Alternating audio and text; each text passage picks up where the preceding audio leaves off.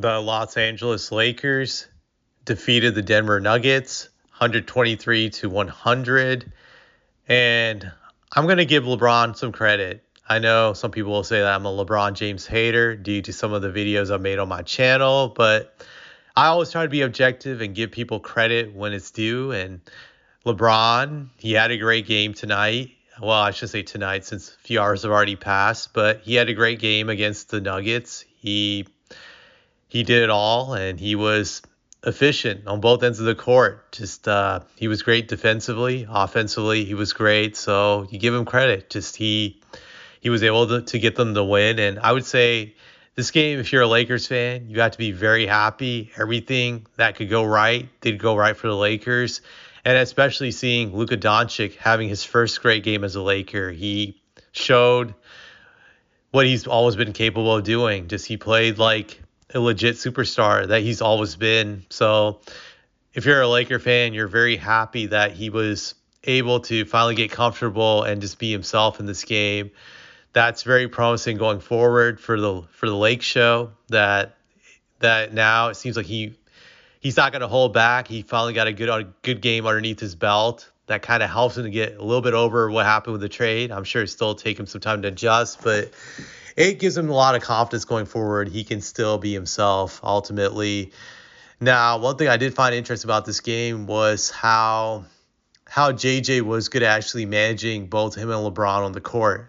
I'm surprised because I don't respect JJ, but he made some good moves in this game. That started the game, Luka was playing off the ball, and I don't think usually that works out well for Luka, but he was able to hit a few shots, so that gave him a little bit of confidence. But what really opened up the game to me is when JJ sent LeBron to the bench. I think it was during the first quarter of the game, and that's when Luka just took over and started dominating the ball. And I think he might have scored like I think 19 points in the first quarter. It just suddenly just ignited a switch inside of him. It flipped, and he was like back to being old school Luka right there. Just I think that changed the game. And I noticed that throughout the game that they would be stretches where Luka wasn't on the court with LeBron, and that's when he got to really maximize his ability and make a huge impact. Going forward, I definitely see JJ Redick doing this a lot, where he's going to have stretches in the game where it's just Luka not playing with LeBron, so Luka can just get into a comfortable rhythm and just get to just take over the game, which will translate to him being somewhat able to play with LeBron when they're on the court. I still don't think it's a great pairing. Granted, they had one moment where Luka was able to give him a great alley-oop play. Just it was an awesome pass. I think there was another one he connected on. I ultimately don't think they complement each other well long-term on the court, but you have stretches where one is on the bench and the other one just gets to dominate the ball. I think that's the best approach to take to this weird combination now that they have. I think that's the best way you can utilize both of their skills since they're both ball dominant players. So that's like what I see going forward with JJ Redick doing a lot of this. Now, I will say that the Lakers really brought on both ends of the court. They were playing aggressive defense. LeBron, God, this was probably the first time I've seen LeBron play defense in like, I don't know, 5-6 years. Just he was very active. I don't think he can keep this up for the rest of the regular season, but he was able to play some great defense in this game, and I had to give him that respect. See LeBron, guys, LeBron lovers, I'm paying your man respect. I'm putting some respect on his name, so there you go. He had 3 blocks. I was shocked to see that in this game, but he was great defensively. He was playing smothering defense, playing great help defense on Jokic, just getting in the passing lane, smothering him with a double and triple teams on Jokic, which to me was a good strategy by the Lakers in the sense that they were willing to allow Jokic to beat them by being a great passer. Jokic still got his triple-double, but to me it wasn't a great triple-double.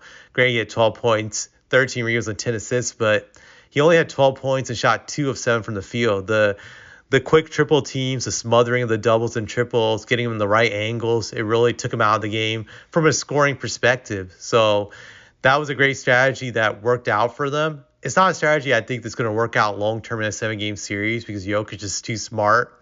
He'll figure it out, and then they would be in trouble if they face the Nuggets in a 7-game series. I still think they will lose that series because I still believe the Nuggets are overall a better team. They just laid an egg in this game.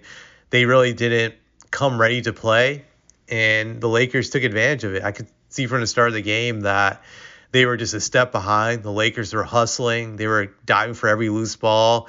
They were just making just every effort imaginable, and that's actually good coaching. JJ prepared them. Nuggets just weren't prepared for this game, and they got their ass whooped. Just there was one moment in the game I thought they might come back and win this game, which was in the third quarter when they stormed back and immediately cut the lead to 1 point, and then after the game, the Lakers just took over again. I think they went on a 7-0 run, and they never really looked back. I think there was this one stretch. I think that might have been the third quarter or maybe early in the fourth quarter where they were up by 12, and then the Lakers hit like 3 or 4 3-pointers in a row, and it was pretty much over. So the Lakers, they brought it in this game. They brought on both ends, so you got to give them credit. And they found now a strategy that could work for them during the regular season in the sense of how to use LeBron and Luka in the offense. I think that strategy can help them win quite a few games, maybe put them in a good position in the playoffs, possibly to get the fourth seed. I don't see them climbing up the rankings. I don't see them catching the Nuggets in the standings despite getting this win. But I think the highest they can get is a fourth seed, so it's possible they can get the fourth seed with the way things are playing out. I'm just looking at the standings right now. They are currently fourth, and the Rockets are fifth, just like a game behind them. So that's going to be very close coming down the stretch. I think that's really the battle for them is getting that fourth seed, which will be interesting. I think that's going to be a competitive run. I think you have a four-way competition for that fourth seed between the Lakers, Rockets, Clippers, and Timberwolves. Be very interesting to see which team grabs it, but I think those four teams will be playing for that fourth spot to get home court, at least in the first round. That will be an intriguing race to watch, and we'll see where the Lakers go from there. But yeah, if you're a Lakers fan, you're very happy with these results, and you have a right to be excited about the possibilities of this team, at least when it comes to having a good regular season finish. Granted, I still don't see this team as a championship team. I think they have a possibility of maybe upsetting a team in the first round, but I don't see them getting beyond the second round. That's pretty much maybe the highest potential they have right now, but that's all I'm going to say.